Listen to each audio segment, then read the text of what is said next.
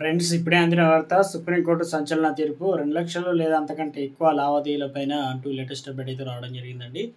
So ఆ వివరాలు ఏంటనేది వీడియోలో తెలుసుకుందాం. వీడియోని చివరి వరకు చూడండి, అర్థమవుతుందండి. మొదటిసారి కానీ ఛానల్ వస్తే తప్పకుండా సబ్స్క్రైబ్ చేసుకొని bell button all notification activate చేసుకోండి.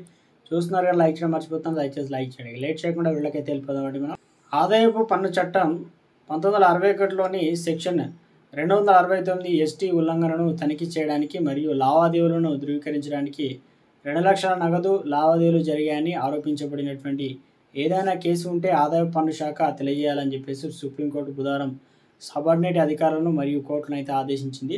రిజిస్ట్రేషన్ కోసం సమర్పించిన పత్రంలో ఏదైనా స్థిరాస్తి కనుక బదిలీ చేయడానికి 2,00,000 అంతకంటే ఎక్కువ మొత్తాన్ని నగదు రూపంలో చెల్లించినట్లు పేర్కొన్నప్పుడు సబ్ రిజిస్టర్ ఆదాయ పన్ను అథారిటీకి తెలియజేయాలని, వారు ఏదైనా చర్య తీసుకునే ముందు చట్టబద్ధమైన ప్రక్రియను అనుసరిస్తారని న్యాయమూర్తులు జేబీ పార్దివాలా మరియు ఆర్ మహాదేవులతో కూడిన ధర్మాసనం అయితే పేర్కొందనమాట.